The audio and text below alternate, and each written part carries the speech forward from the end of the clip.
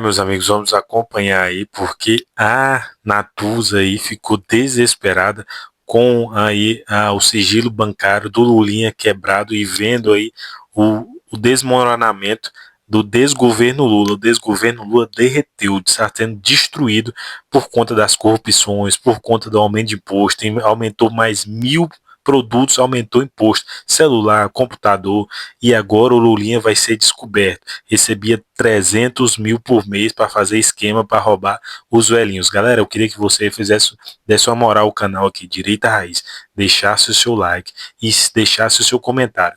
Deixasse o seu comentário aqui de apoio à Polícia Federal, de apoio ao Flávio Bolsonaro, de apoio à direita brasileira, que vai ter uma grande manifestação nesse domingo, galera. Acorda Brasil. Deixa o seu like também, deixe seu comentário e se inscreva no canal, beleza? Vamos acompanhar o vídeo está sensacional. CPMI do INSS generalizada hoje mais cedo. Isso aconteceu depois de a comissão aprovar a quebra de sigilos bancários e fiscal do filho do presidente Lula, que é conhecido como Lulinha. Parlamentares bateram boca, trocaram empurrões e até mesmo socos. Governistas alegam que houve fraude na votação que aprovou os requerimentos. Já o presidente da comissão nega qualquer manobra. A sessão teve que ser interrompida e a gente vai ver um trechinho dela agora.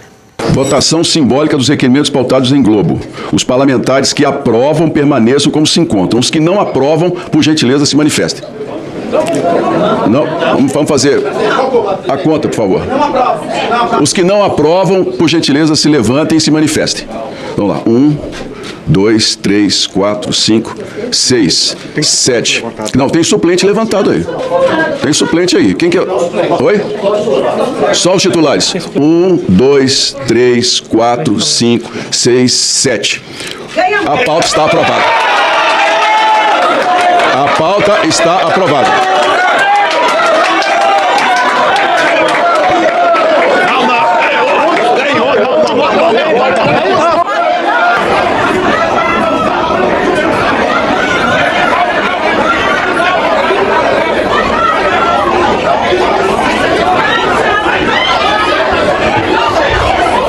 Eu requero a Vossa Excelência que anule o resultado por erro material da contagem e que Vossa Excelência anuncie o resultado verdadeiro. No voto, o governo perdeu. Não houve manobra, não houve absolutamente nada. Eu segui o jogo e o regimento desde o início. 31 presentes no plenário, na votação. Simplesmente, 7 foram contra, perdeu. Não tem jeito, gente. Bom, esse assunto, não preciso dizer, que movimentou Brasília ao longo de todo o dia. Os parlamentares do PT pediram ao presidente do Senado, Davi Alcolumbre, a anulação da sessão, alegando fraude na contagem de votos. E o Partido Novo quer a suspensão de um deputado petista envolvido no empurra-empurra. Elisa Claveri já está aqui com a gente para contar mais detalhes dessa história, sobretudo do que a gente não viu, né, Elisa? Porque o que a gente viu já é bastante ruim. Como é que foi a conversa com Davi Alcolumbre? Oi, Natuza, muito boa noite para você, boa noite também a todos que nos assistem. Olha só, o que a gente tem por parte de Davi Alcolumbre é que ele disse que é direito dos parlamentares, dos senadores, buscarem esse recurso, que ele vai analisar assim que o recurso for protocolado. Só para a gente explicar, a área jurídica do PT está elaborando ainda esse pedido, essa representação que vai alegar fraude na votação e pedir a anulação da votação. Esse pedido ainda vai ser oficialmente protocolado na presidência do Senado, e Davi Alcolumbre diz, por meio de sua assessoria de imprensa, que não há um prazo para que ele tome essa decisão, mas que ele vai analisar sim o pedido dos parlamentares do PT e que é um direito dos parlamentares fazerem esse tipo de recurso. Só para a gente explicar ao nosso assinante por ordem cronológica, dando também as duas versões, os dois lados, como é que foi a sessão no dia de hoje. Havia 87 requerimentos na CPMI do INSS, entre convocações, quebras de sigilo, entre elas também essas referentes à Lulinha, que foram apresentadas pelo relator, que é o deputado Alfredo Gaspar. O que o governo queria?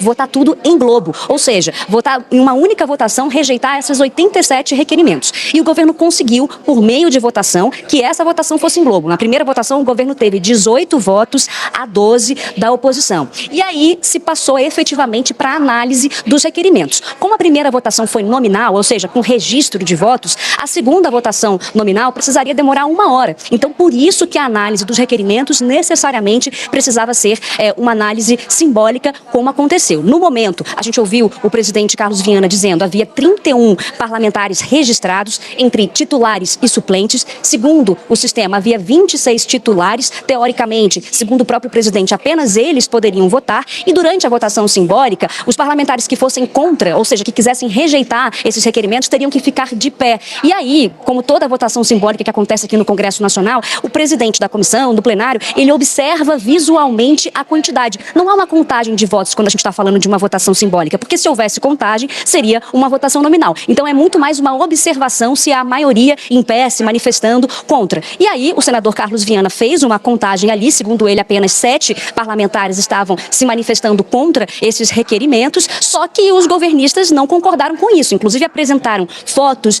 e imagens da TV Senado que mostravam que pelo menos 14 parlamentares titulares estavam pela rejeição. Houve uma confusão generalizada, como você falou, agressão, o áudio da TV Senado chegou inclusive a ser cortado por conta disso. E um deputado em particular, o deputado Rogério Correia do PT, ele vai se tornar alvo, segundo o Novo, o Partido Novo vai entrar com uma representação contra ele no Conselho de Ética da Câmara dos Deputados, porque ele teria agredido o deputado Luiz Lima do PL. Então uma confusão generalizada, Natuza, que a gente tem essas duas versões diferentes. Carlos Viana dizendo que não havia maioria, eram 7 entre 31, e o governo dizendo que sim, havia maioria e que além disso se tratava de uma votação simbólica e que, portanto, não deveria ter contagem efetiva de votos. Natuza.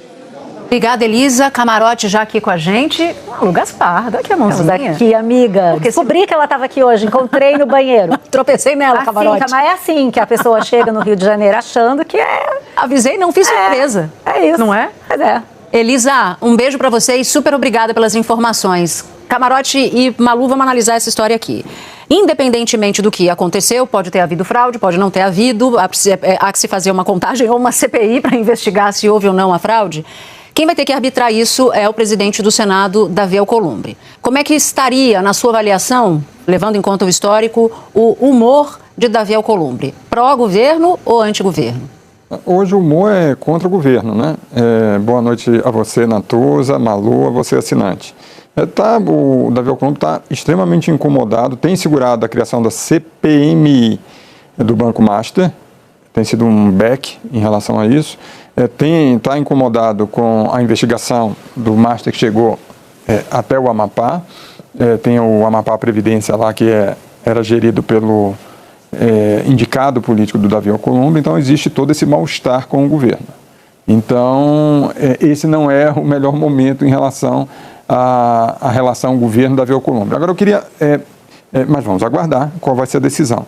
Mas é preciso aqui destacar alguns pontos. Primeiro, essa é uma votação importante, não tenha dúvida, é o filho do presidente da República. Essa quebra de sigilos, ela deveria ser feita por uma votação nominal e não por simbólica, para não ter esse tipo de dúvida. Está claro que você tinha ali 26 titulares e 14 votaram contra a quebra.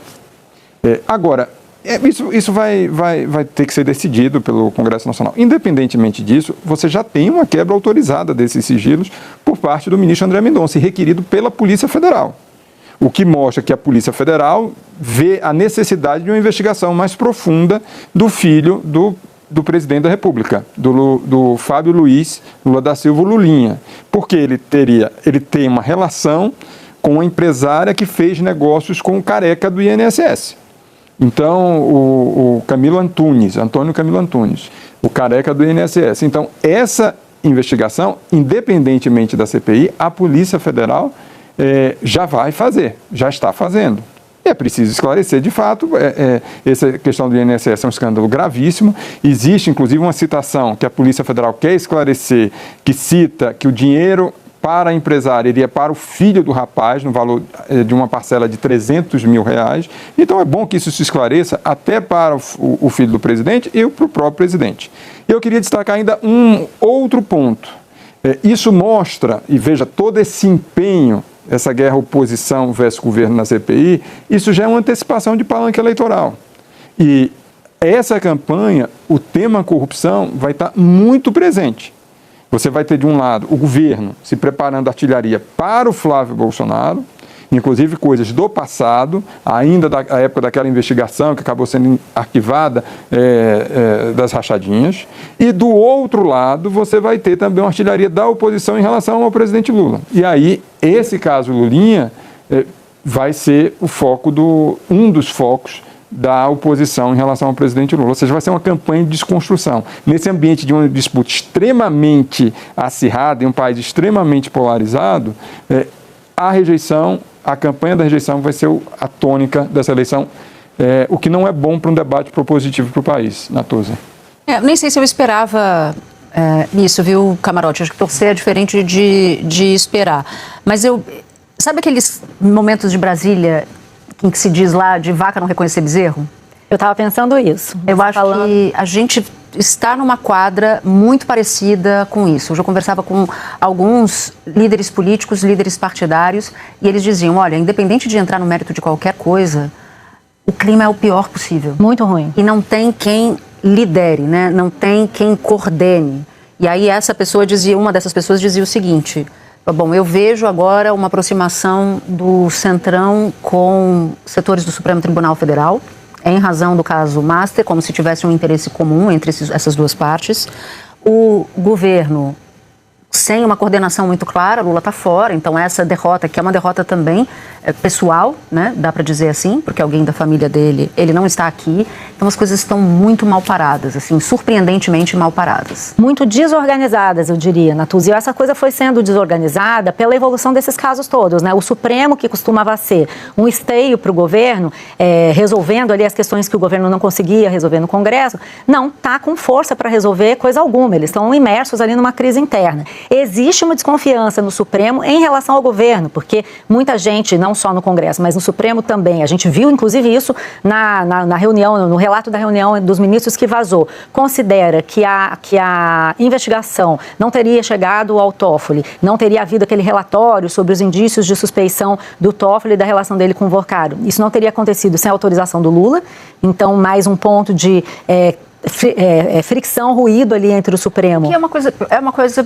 interessante da gente avaliar. Se o Lula tivesse essa influência toda sobre a Polícia Federal, será que a Polícia Federal teria pedido a quebra de sigilo do filho dele, o Lulinha? Pois é, eu acho que existe um desconhecimento grande sobre como funciona a Polícia Federal, né? A gente viu, por exemplo, no governo Bolsonaro, que houve muitas tentativas de amordaçar a Polícia Federal, de parar a Polícia Federal, e elas não funcionaram, né? A Polícia Federal é um corpo por si. Quer dizer que a Polícia Federal atacaria o governo? Quer dizer, é difícil saber. O que se passa nos bastidores não ninguém ali é vestal, é freira, mas existe uma coisa da corporação se proteger. E existe o seguinte, são muitos delegados, são muitos agentes, tem coisas que você não segura. E mais, existiu uma mudança importante que levou a situação a ficar como ela está agora, que foi a troca de relator. Você ter hoje o André Mendonça relatando o caso do Master e o caso do INSS, sendo André Mendonça um ministro indicado pelo Bolsonaro, com toda essa história que nós temos que foi boicotado claramente, com força pelo Alcolumbre, então não é uma pessoa que deva nada ao Congresso. Isso estressou o Congresso, estressou Brasília de uma forma muito sensível. Então você tem, e até mesmo esse movimento da oposição na CPI, eu vejo como eles retomaram o fôlego, porque eles vinham perdendo todos os requerimentos na CPI. Foi uma surpresa para todo mundo, porque até que a gente sabia até hoje é que havia um acordo entre o Alcolumbre e o Centrão com a base do governo para barrar, de um lado, os requerimentos do Lulinha, de outro lado, os requerimentos que diziam respeito a um assessor do Davi Alcolumbre, que também tinha relação com o careca do INSS. Tinha um acordo ali, que estava blindando todos os requerimentos. Então, foi uma surpresa para todo mundo também essa votação. E aí, quando a gente conversa com o pessoal no Senado, eles dizem que o governo comeu bola por autoconfiança, por excesso de confiança. Ganhou essa primeira votação com 18 votos, e acabou descuidando ali, perdeu a segunda. Isso é relativo, você tem argumento para todo lado, e o regimento do Senado, do Congresso, a gente que cobre isso sabe, dá para você achar qualquer posição ali, o Alcolumbre vai decidir. E aí, só para fazer uma última observação, já que você falou que em Brasília a gente está vacas que não reconhecem bezerro, barata voa, seja qual for a expressão que se quiser usar. O Alcolumbre está com 3 questões importantes do governo para decidir, que são centrais, fundamentais para o presidente Lula. Uma é encaminhar a indicação do Jorge Messias para ministro do Supremo. Outra é essa questão que o Camarote citou, uma troca ali. Eu veto a dosimetria e os bolsonaristas abrem mão da CPI do Massa. Ele tem que resolver isso. E agora uma terceira coisa, que é a questão do Lulinha. Se ele autoriza, né, a quebra de sigilo do Lulinha ou não. E aí, bom, vai ter judicialização e tal, se ele não autorizar. Mas ele vai ter que escolher. Não dá para o Alcolumbre escolher dar 3 vitórias para o governo, num momento como esse. Ele vai ter que escolher o que ele vai dar e o que ele não vai dar. E aí, essa é uma escolha que o Alcolumbre vai ter que fazer com base em todo esse contexto. Amapá, Polícia Federal, ele também acha que a Polícia Federal está atrás dele. Todo mundo acha que o Lula manda na Polícia Federal. Ele mandando ou não interessa como isso é lido. O que a gente sabe é que vai ficar caro, né, Camarote? O Camarote queria fazer um adendo. Só dar um bastidor, uma explicação, porque teve a decisão do ministro André Mendonça, tanto no caso Master como na CPMI do INSS, no caso do INSS, de blindar os investigadores da cúpula da Polícia Federal. Né? Mas é importante ter a seguinte visão, e só dá, no caso assim, não é para passar, inclusive a determinação dele, informações da investigação em curso para a cúpula da Polícia Federal.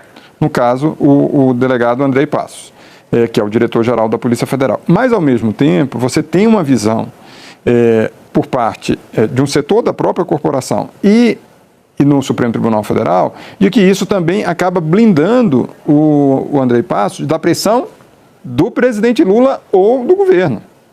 A pressão vinda de cima. Então, assim, ele pode também falar, olha, não posso fazer nada, não estou com acesso porque já tem uma decisão me proibindo de ter acesso. Então tem isso, porque de fato o André é próximo do presidente Lula, está viajando com o presidente Lula sempre, frequenta o Palácio do Planalto. Mas aí, nesse caso, por exemplo, do Lulinha, se ele for questionado, ele fala, mas eu tenho um veto, não posso, sabe, só posso dar instrumentos materiais para a Polícia Federal fazer as operações, fazer o que for preciso, mas eu não tenho acesso ao que está sendo investigado. Então, de alguma forma, ele também fica blindado com essa decisão do André Mendonça, blindado das pressões políticas que podem eventualmente acontecer. Bom ponto, Camarote. Vou entrar num outro assunto aqui e já volto a vocês. Bom, agora a gente fala de uma outra CPI. Em total desespero com tudo que aconteceu, porque está sendo quebrado o sigilo do Lulinha em 2 âmbitos, no âmbito político e no âmbito judiciário, porque o André Mendonça, desde o início desse mês, já tinha aí pedido autorizado, na verdade, porque o André Mendonça é o relator desse caso do INSS, e o André Mendonça já tinha autorizado a Polícia Receita Federal, fazer toda a Polícia Federal quebrar o sigilo bancário do Lulinha. E agora, no âmbito político, a CPI do INSS mandou quebrar o sigilo do Lulinha. E o Lula está desesperado. O Lula até agora não conseguiu, tá tendo essa tragédia lá em Minas Gerais. O Lula nem lá foi ter hombridade de ir apoiar as pessoas que estão lá passando por esse momento difícil. O Lula está desesperado, tramando e armando aí de todas as formas para tentar livrar. Vocês, olha, o Alexandre de Moraes, o Dino, o Zanin, os ministros do STF que são lá para o mandato do Lula, vão tentar de todas as formas agir agora. O André Mendonça precisa muito do apoio agora nessa manifestação do dia 1º de março, o Acorda Brasil. O ministro André Mendonça precisa de todo apoio. Essa CPI do INSS precisa de muito apoio da população brasileira, pessoas de bem que quer ver o fim dessa roubalheira do Brasil. Galera, é muito importante também você dar essa moral para o nosso canal aqui, Direita Raiz. Deixa seu like, deixa seu comentário e se inscreva no canal, beleza?